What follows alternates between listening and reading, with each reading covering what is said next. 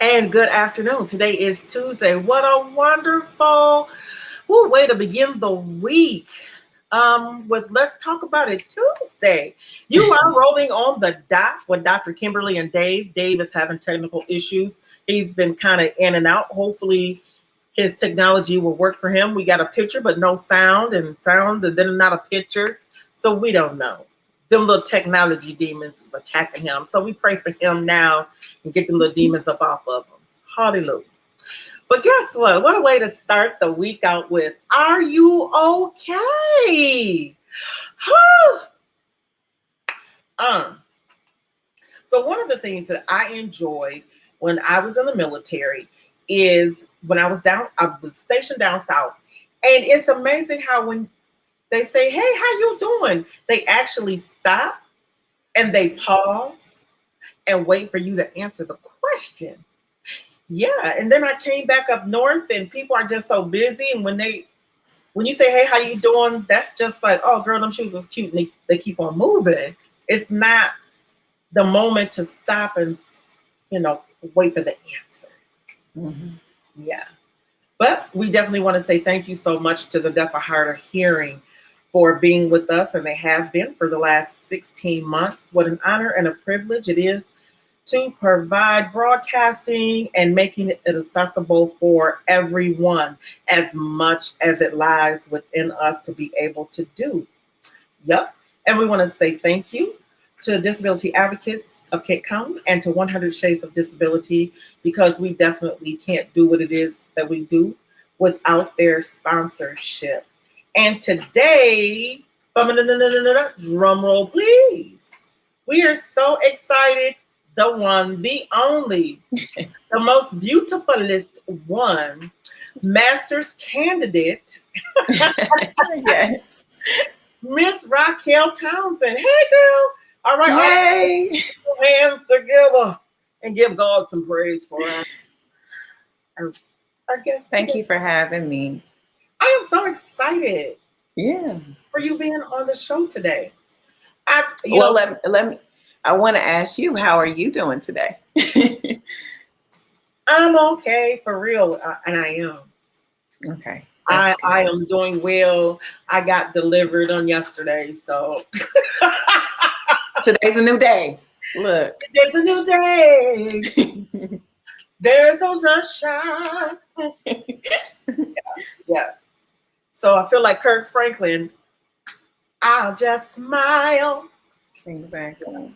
But actually this is not a fake smile. There's nothing hiding behind the smile. It is a true and genuine, just all is well. I am at rest. I am at peace with all that is going on. And honestly, what a great segue to actually start the show, because how many times have people said, how you doing? Girl, I'm going to fake it till I make it.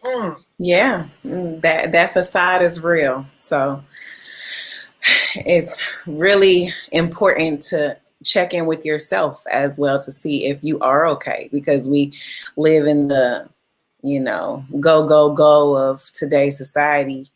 And we don't stop to check in with ourselves as well. So not only should we check on each other, we should check in on ourselves, because that's important. That is true. Mm-hmm. Yeah. Where are you right now? That's a nice. I'm currently in Georgia. I'm from Chicago, but I'm in Georgia right now. Yeah, and it's hot outside.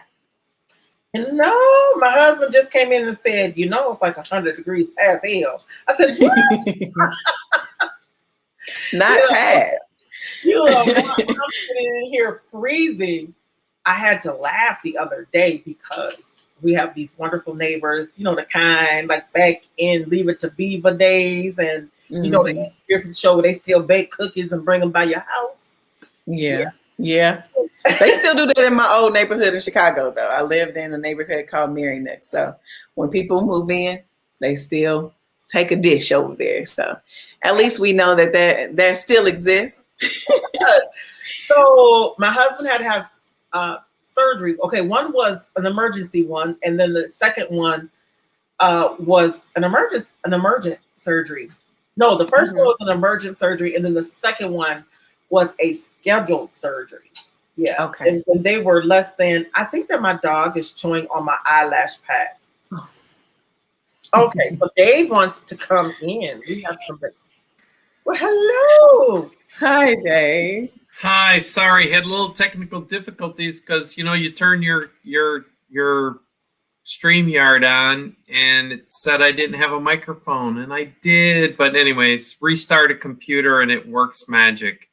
Okay, good. But I heard most of it, so good. Don't you hey, love that? Racquel? You can still hear. Hello. I got the weather report from both Georgia and Byron, and it's hot out there. So folks, drink plenty of water, and stay cool. Yes. So our neighbor the other day, well, so on the scheduled surgery, they had brought him this big handful of cookies. And I was like, yes. And then I guess they had some kind of family thing going on. Dave, you have 2 mics open. What? Yeah, you're at it again.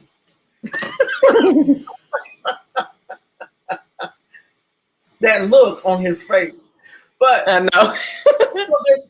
so the other day when the neighbor brought cookies, I was like, she only sent like 2 cookies down. So I don't know if her husband ate the other cookies on the way to the house. Oh. But what are we supposed to do with these 2 cookies? And they were good. And so I said, honey, like, how do we only get 2 cookies? He said, I don't know. But her husband said, oh, it was really hot. And I said, I'm sorry. We have the best air conditioned. I mean, it's like we live in Alaska year round. That's how cold it gets. Because, if it's really hot out and then you have the air on, you get this condensation on the window. So our windows always have condensation on them. And I was like, babe, don't they got the same air conditioning that we got? Maybe not. I was like, what is that about? Hey, Heidi Zeller, thank you so much. She said, keep up the good work. Dawn Pace, that's my sister. She's tuning in. She says, yeah, her neighbors come by. They do some awesome things for her in her neighborhood as well. And Breon Edwards, awesome. Hey, Breon. Oh, Dave, guess what? Rumor has it that Breon had a birthday. Oh, happy birthday, Breon. Happy belated, Breon. She's a whole 29. So everybody, let's say, woo! Happy birthday, Breon. Happy birthday. She's a whole 29. Oh my God, what was I doing when I was 29 years old? That's a good question. Did you know yourself in 29? Well, oh my goodness. So my daughter is watching. She's in Holland. Hey, Amber. And my grandchildren. Y'all ready? Here we go. Caleb, Chloe, Carter, Kobe, Carson. Yes. So I'm excited. They're watching. All righty. But today, what I am so excited to talk about is, are you okay? At the beginning of the pandemic, we had all of these, everybody needed to check in and how's everybody doing? And now that, we're kind of out and about and we don't have to necessarily Zoom to see each other. And I'm going to go something with my dog in 2 seconds. He just had to find the squeaky toy. Yeah. All the toys that he has, he had to find the one that makes the noise. But I think we've lost that somewhat of, are you still okay? Yeah. Yeah. Last year was a year that changed a lot of people's lives.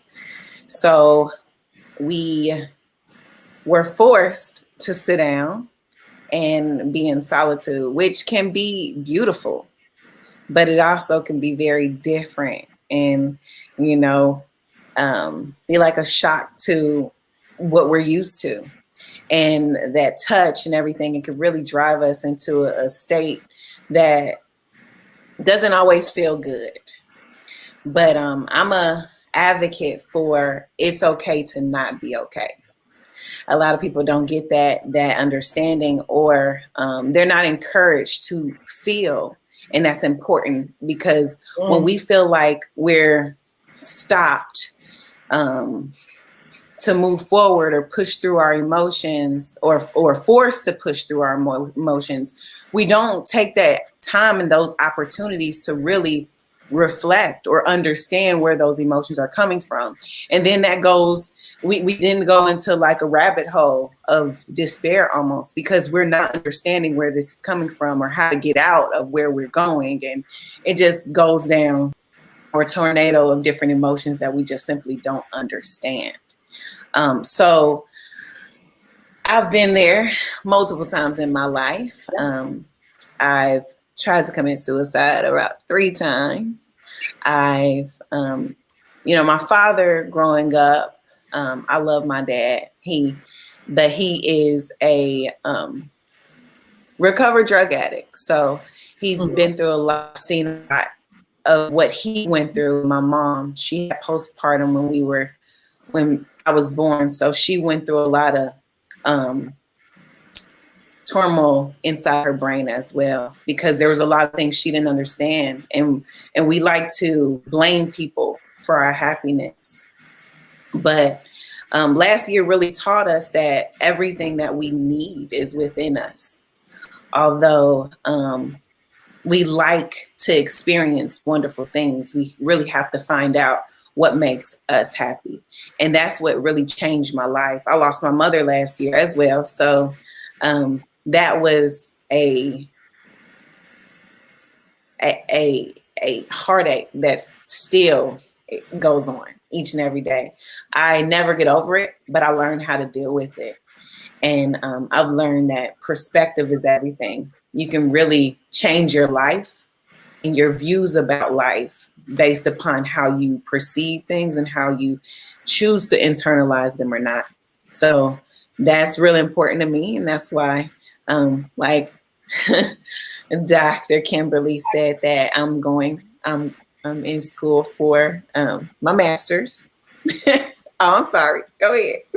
I was giving you a tissue. I just wanted you to know that we're holding you. We are supporting you as you are sharing. I'm trying not to cry. As Dave knows, he just lost his mother in love.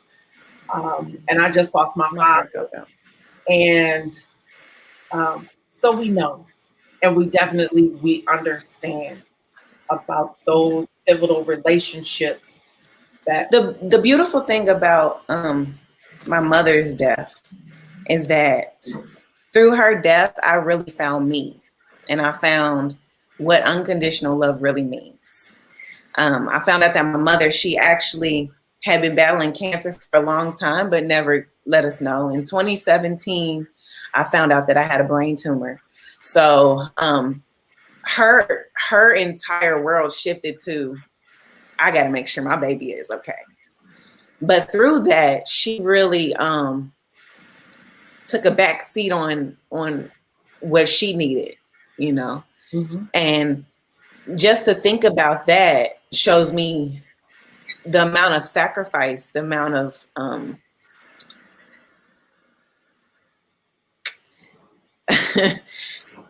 I don't even know what to say about it.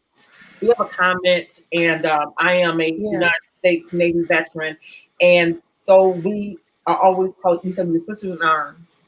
And so today we make you an honorary female veteran, and your sister warriors are with you. We have another female veteran who is on, who says, I see your strength, warrior.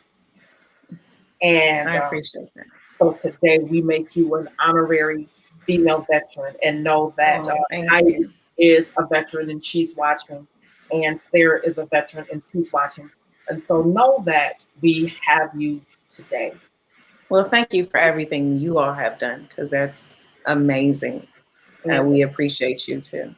You are definitely in a safe space to share, even though we are We have thousands that watch us all over the United States, and we are in 9 countries.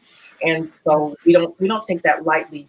And we try to make sure that we find things that we can help the people. I mean, that was the whole premise of this from day one, is to make sure those who would not normally get information have information and the access Right. to it. That there is universal access for all. When we, especially in the disability world, when we talk about universal access, we always talk about and Dave can bear witness to this, that we always talk about the physical space, but we never talk about the emotional, the financial space that people find themselves excluded from. And Mhm. so we try to make sure that there is universal access to information, and anything else that needs to happen. So we want to say thank you. And we love Dave. He's sitting there and he's just like, wow, again, here we go. I'm not sure what happens in the Anglo community. And I love the relationship that Dave and I have, because I think that we example for the world to see that you have polar opposites. You have, as for gender, you have a male and you have a female. And Mhm. as it relates to race, you have the epitome of white privilege, and you have myself, an African American. And every day that we show up here on this show, we show how it can work. Mhm. Or we can share what it is that we have, bring highlight to what we each offer, and how we can Yeah. assist each other to make it a better world. And so I love our relationship. My husband calls him his husband-in-law. That is beautiful. He said, "That's my husband. Hey, you got my wife. All right, I can go now. You got her." So I can go, because I know that he has her, and that is such an awesome feeling. And I love them both so dearly, because they both give me a freedom to be who I've been called to be. They both give me a freedom to live the self-directed life Mhm. that we are able to be in all 50 states and in 9 countries. They really do. And so I know I say it sometimes and maybe not often enough, but I love you, Dave, and the whole world knows it, and I'm not ashamed to say, um, Exactly. Well, and the love is returned, Dr. Oh. Kimberly, because it is this opportunity that we have to move beyond those superficial labels that too many people get so caught up on, Mhm. and instead talk about real issues like depression, that again, these are real. And when Mhm. people have, as you mentioned, Racquel, the loss we all experienced this last year because of the COVID restrictions. And then some of us lost family members to COVID, and some of us lost family members just in the normal course of Normal. life. Yeah, and yeah, it's real. And to have this opportunity, because too many folks like, oh, get over it, go hide Yeah. it. Yeah, that's yeah. So that's what I love about Dr. Kimberly, is she doesn't want to hide. She is Yeah. not the shrinking violet, as I like to say. Oh. Violet might be her favorite color, but she does not shrink with her violet. I how did you know to ask the question, am I okay? I got to a point where I was scared. I was scared that because I didn't care, about living anymore. And that scared me. Because when I got to that point, it almost was so hopeless. I really had to check. I'm big on that. I'm big on holding myself accountable. And my emotions have played a big part of my life. So it's been a journey of trying to understand where they come from. But literally last year, I was going down a road that I didn't want to be, because once when my mama died, a part of me died with her.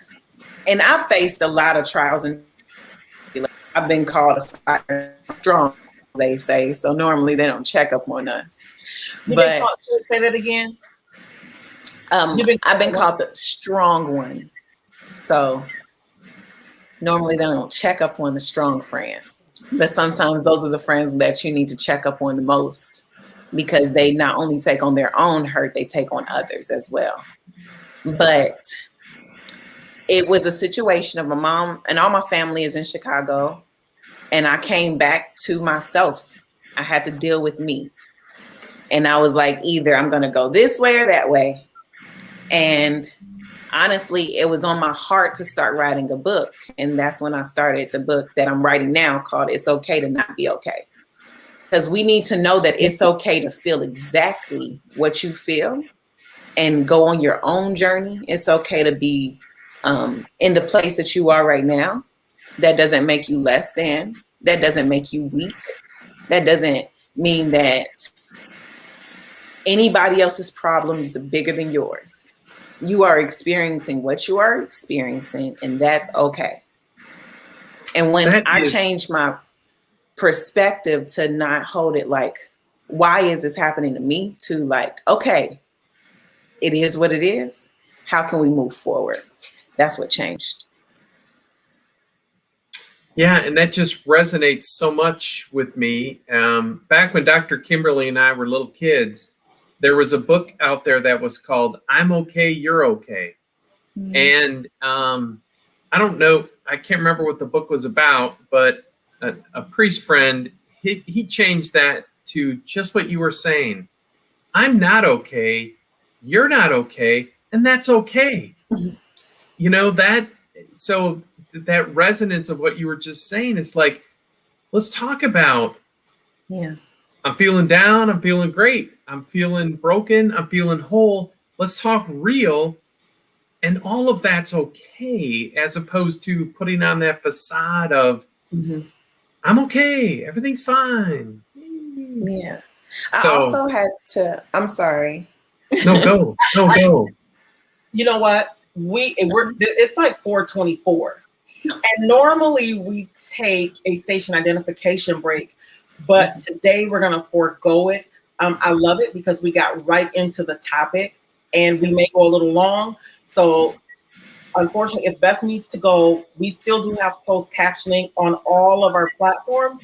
So if you are deaf or hard of hearing, you will still be able to see what's being said.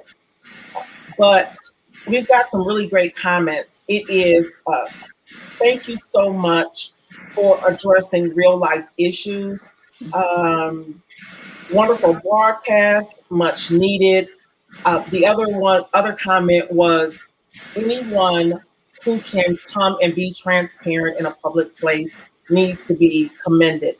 So we commend you. We support you. Again, you have the support of us, and know that I've got this issue right here. I'm holding it in my hand. You know, one for me, because do like that, girl, some lashes gonna fall off today. And and number two, I want to really, those of you who are in the faith community needs to take a closer look. We had the conversation before the show on the phone about how in the faith community, especially in the African American church, we say, you know what, the Lord is going to deal with that, and we're going to lay hands, we're going to speak it to bam, we're going to slay you in the spirit. That's just the devil. I'm sorry, or it's just the devil. It is not. It may be a devil, a demon, but guess what? It still needs to be addressed. It needs to be handled. And the Bible says, without works, faith is dead. So the work part may be, I need to talk to someone who has an expertise in this area. Just as I come to you for my soul, I need to go to someone for my mind. And I may need a medication to do this. Jesus himself, when the man was blind, created, if you will, a medication. He picked up the dirt, he spit in it, he mixed it up, he made a salve, put it on the man's eyes so that he can see. So that was a medicine. And he's, by your faith, may you be made whole. We have to receive that.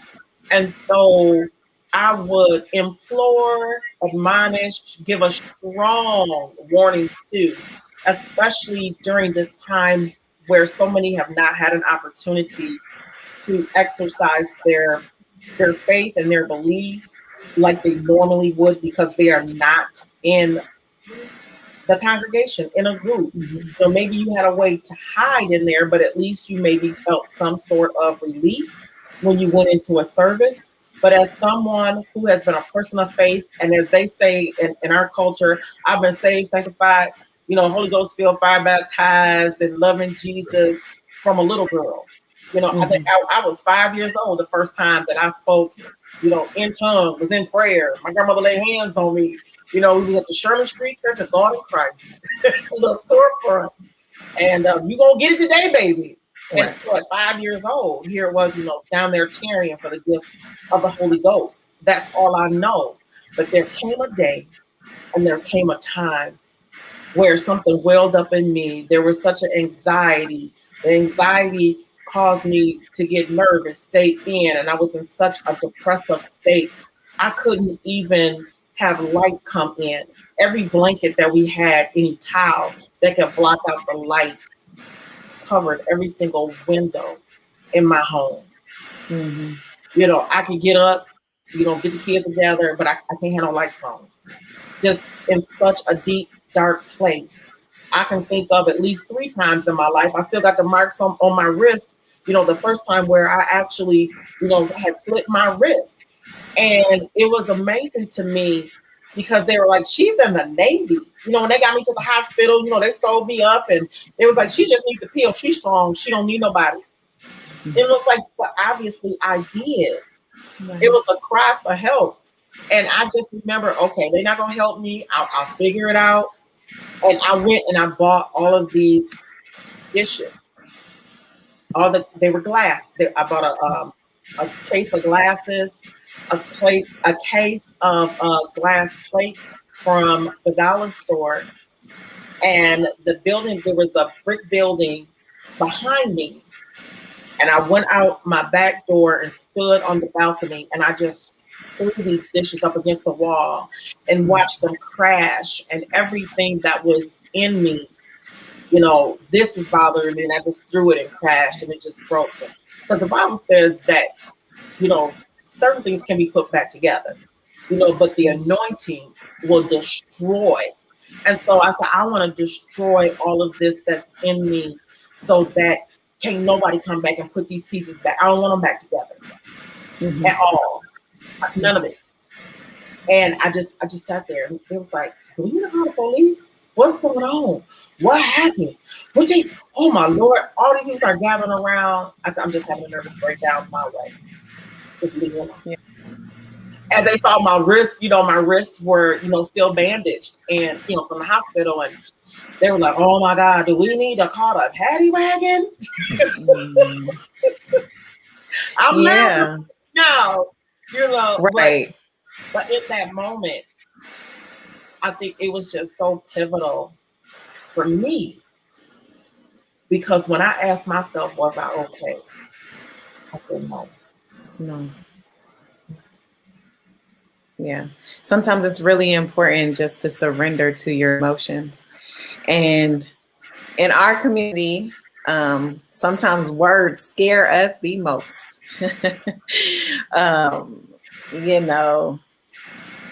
From surrendering or to submission, are you weak or anything like that? But in reality, we need to redefine what is scary for us, because a therapist equals insanity. And that's not true at all. Dave, I do have a question. Culturally, African Americans, we don't go because all the therapists are white. But does that mean that all white people go to a therapist?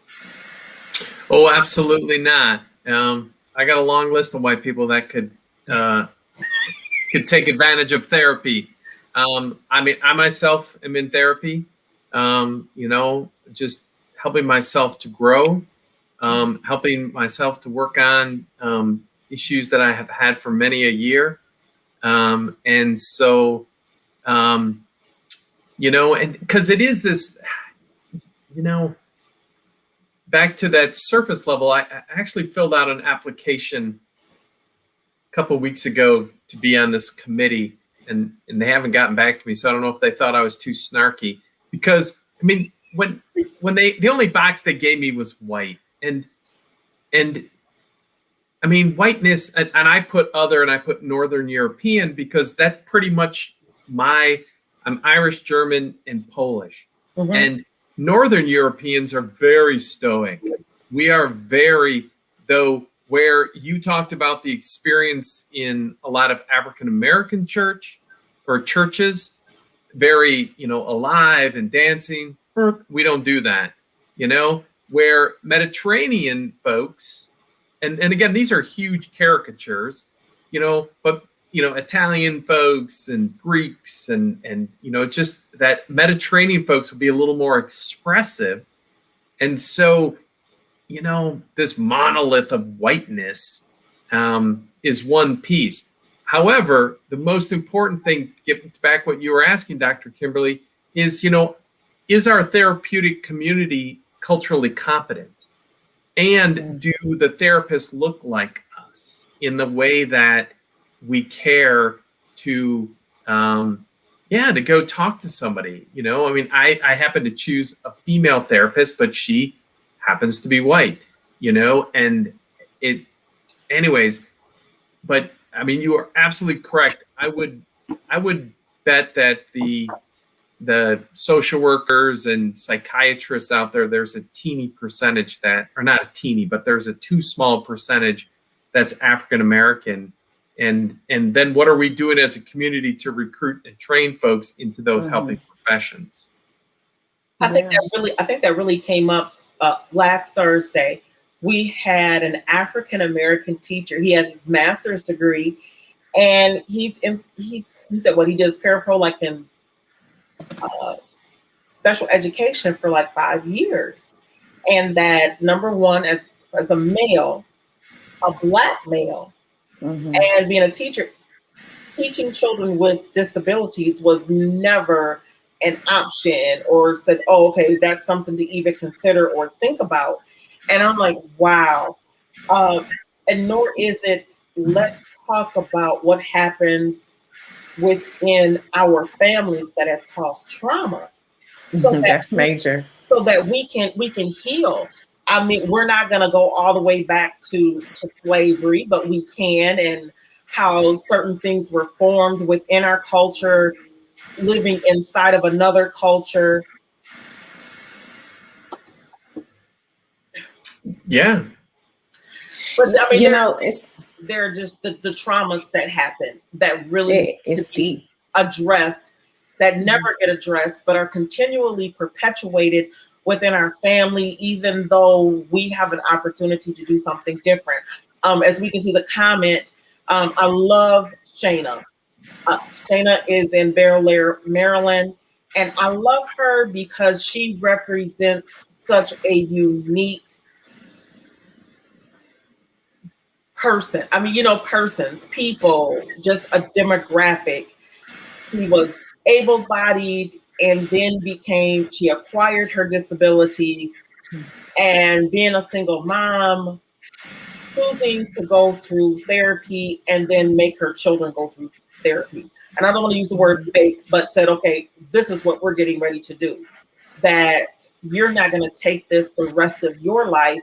Things that we are experiencing, number one, teach them how to be respectful of persons with disabilities. Your mom now is a mom with a disability, and trying to raise them as a single parent. That is a lot to put on one person to say, okay, first of all, I'm a female, I'm African American, I didn't have a disability, now I do have a disability, and now I'm a single parent, I got 2 kids, and I'm supposed to raise them from this wheelchair, and I'm raising a Black son to tell him he got to respect me, and I'm sitting down when I can't get up and just, Because boys will try a mother, period. I don't care what color they are. You know, when men think, oh, I woke up and I said, oh, something was like, hello. And I was like, hello. Well, who are you? Oh, this is what you do. And it's like, oh, I got power now.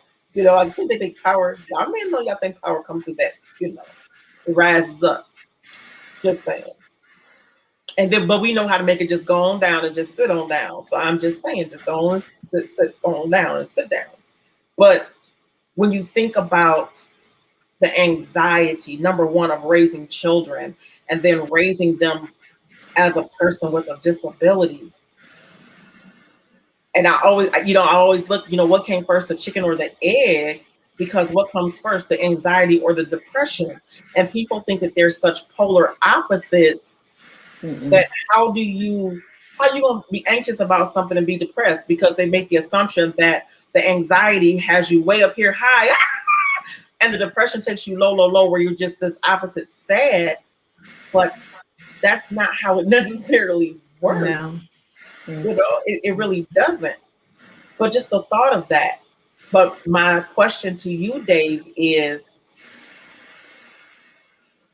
when you think about anxiety and depression as a leader, not only are you making decisions or part of a decision-making team as a county commissioner, but over on this other side, you're an executive director of Disability Advocates of Kent County, and you have a staff that you're making decisions for, and then they're touching the lives of thousands of people and saying, do we have the right programming, and are we offering the right services?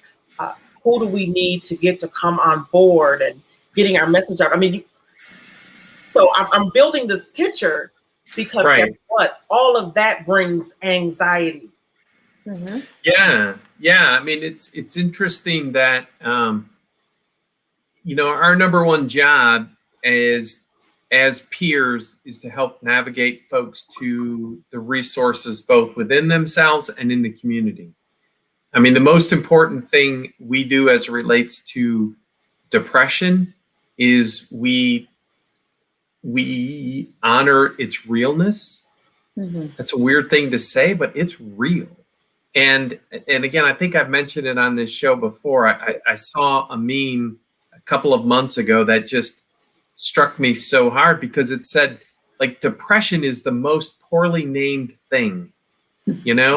I happen to be a Pittsburgh Pirate baseball fan, and I'm depressed because the Pirates stink this year. But but that's not depression.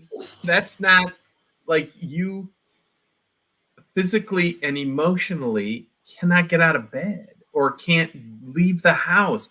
That's real. Yeah. And then how to help folks find the right resources and to find enough strength in themselves back to asking for help, because even asking for help is a monumental task when you are in that depth of, again, we call it depression, but it's so much heavier and deeper than that word. And so, shameless plug, 2 weeks from yesterday, we're going to have Alan Bolter in our office. So on a Monday, Alan is the vice president of the Michigan Community Health Association. Sure. And we're going to be talking about what's happening at the state capitol in Michigan related to community mental health. And so, Dr. Kimberly, I've written down the question, what are they doing to recruit and train culturally competent counselors, African American, Hispanic, Asian Americans? It's like, what are we doing? Men and women, people of various ages, different gender perspectives. And so what are they doing other than, well, we just keep hiring who comes forward, but who keeps coming forward are these, and it's predominantly young white women, because even the male perspective is, it's sometimes the minority perspective, because men can't be social workers. We're supposed to be tough, So all that being said, it's like back to we honor and accept that depression is real, and what can we do to help and support you through that journey? Because if you deny, it's like, it's just all in your head. Well, it is. And maybe a little bit in my soul. Your head. Yeah.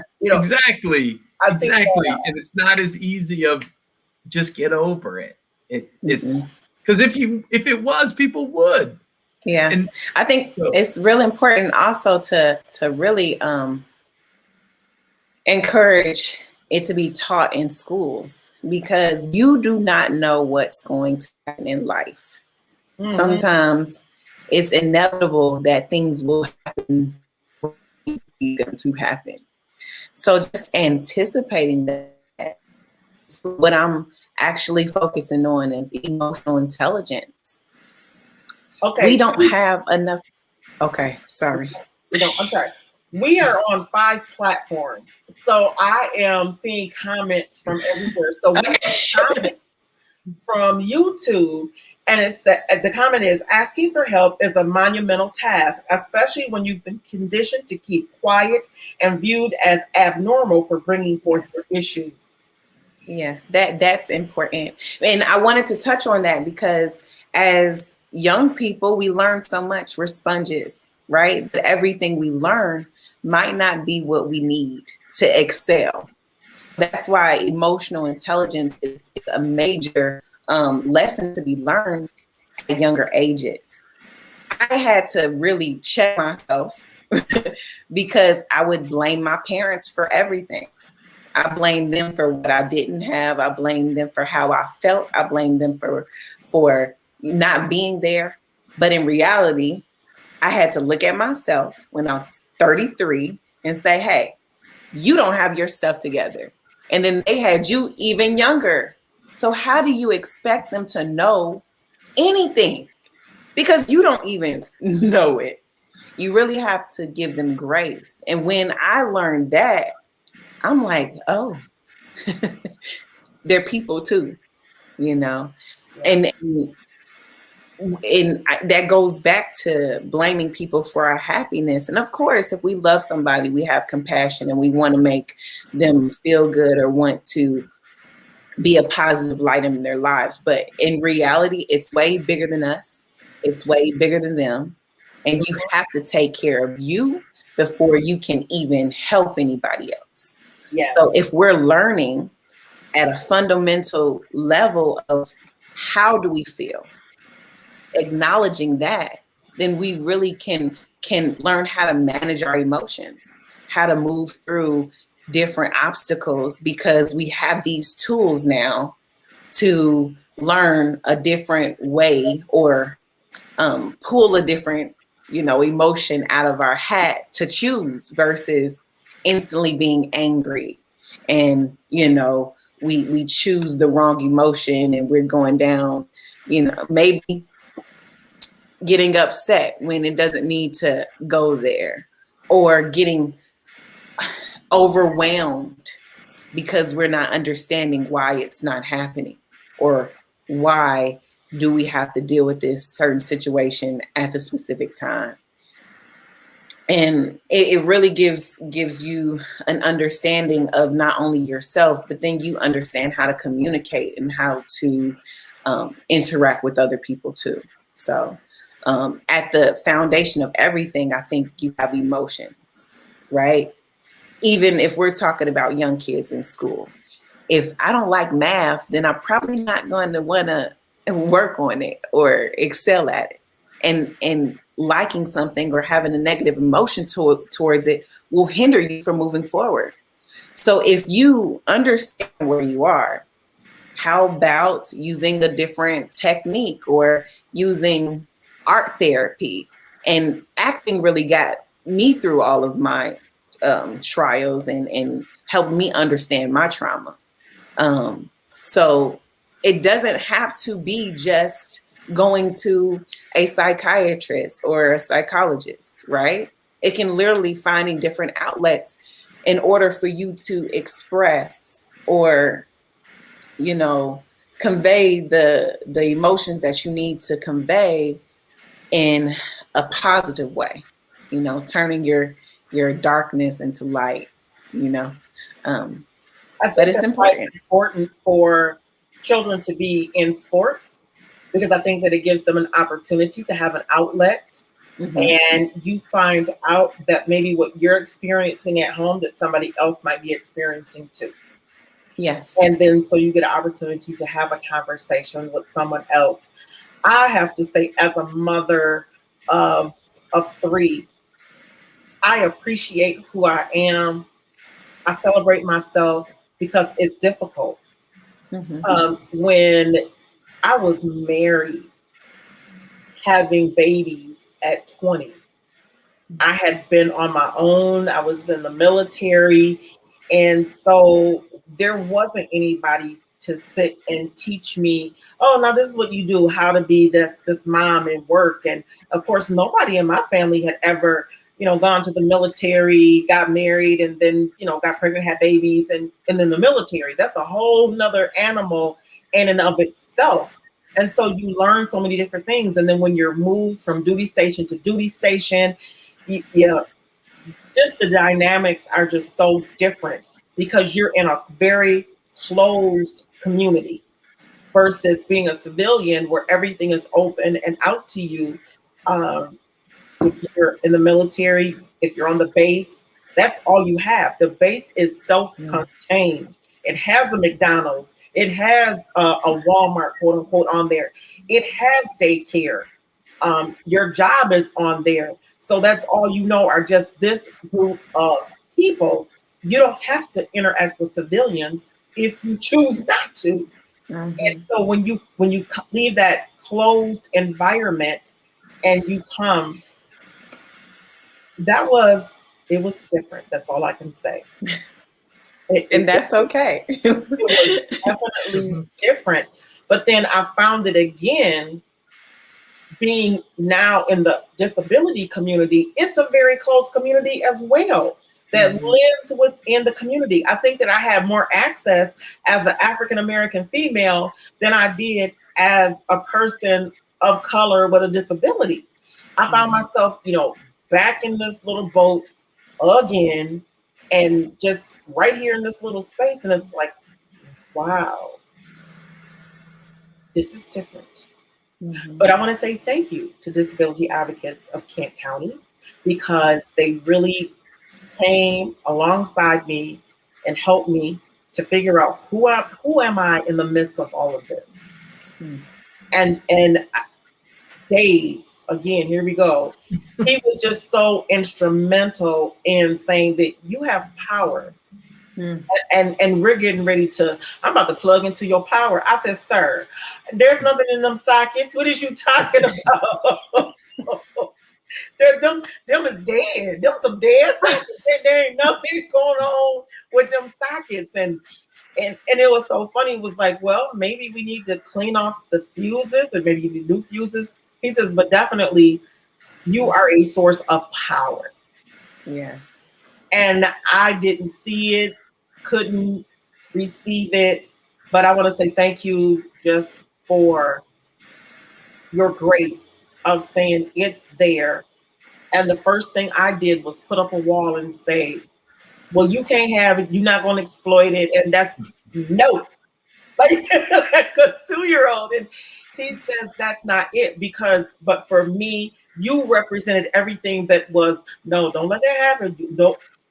Again, those cultural stigmas that you have, and then you build this wall, which turns into anxiety and depression. Maybe there are some people who chemically there is some miswiring in the brain that they have oh Lord, I'm saying it. My daughter gonna say, Mom, the depression, really? Yeah, the depressions. But then there are situations. It's just like disability. It's either born with it, you acquire it, or it's temporary, or it's situational. And so some of our situations that were designed to be temporary can now become permanent if we don't do something about it. Yes. And so I think a lot of times, and I'm trying to be very careful because I don't want to qualify it and say, you know, the all and the every, Mm-hmm. but I can say most of the time that we start with a situation that we don't take care of, Yeah. Yeah. don't It's acknowledge, and don't realize, and then it becomes something else. mhm. And I heard something from Aunt Tabitha Brown. She talked about how if you broke your ankle and just didn't go to the doctor, yeah, it will heal, but it might not heal correctly. And then you go to the doctor later on down the line and say, hey, I need you to fix this because I'm limping. I don't want to limp no more. Yeah, we can fix it, but guess what? We got to break it again. And you have to keep coming back for checkups. And you have to learn how to walk again. We're gonna have to cast it. Exactly. Gotta cast it. And you got to take care of it. So yes, it can be fixed, but it's a journey. And if you want to, because sometimes depression, it may never go away. That's okay. But if you understand that, okay, I'm going to choose to fight every single day, or I'm going to choose to see things differently, Yes. then you experience things differently. And that's major, you know, because anxiety, I get anxiety over the littlest thing. I literally have to say, Racquel, shut up. Yeah. Get it together. Shake yourself, something. But that's okay. Because how you deal with or manage or go on with your journey is okay. It's okay to be weird. It's okay to not fit in. And people need to understand that it's okay. That one, like, it seems so simple, but we all are so hard on ourselves, and especially because I started acting. And as a creative, we are so hard on ourselves. Like, it's the end of the world. Did I say that? If it's almost the end of the world if I don't get a call back. But no, it's okay. There will be others. And what's for you is going to be for you. And it's that constant communication, that constant talking to yourself. And maybe you don't want to answer that day. It's okay. But you will figure it out. But choosing yourself, choosing to continue, choosing to go on is just the first step in understanding or managing or dealing with depression and anxiety. Yeah. I don't think anybody has they can give you tools and techniques, but they can't tell you what to expect or how it's supposed to go, because I don't know what's going to happen tomorrow, let alone in an hour. And thus where I came up with 100 Shades of Disability. Yeah, because when I joined the disability community physically, I mean, mentally and emotionally, I've been there a long time. But to be there physically, I just saw there's so many shades to this. You know, you're not just someone who's depressed, or you're not just someone who's hard of hearing. You're not just someone who's blind. There's so many shades to it. And when you bring your personality and your lived experiences, it changes the color of it.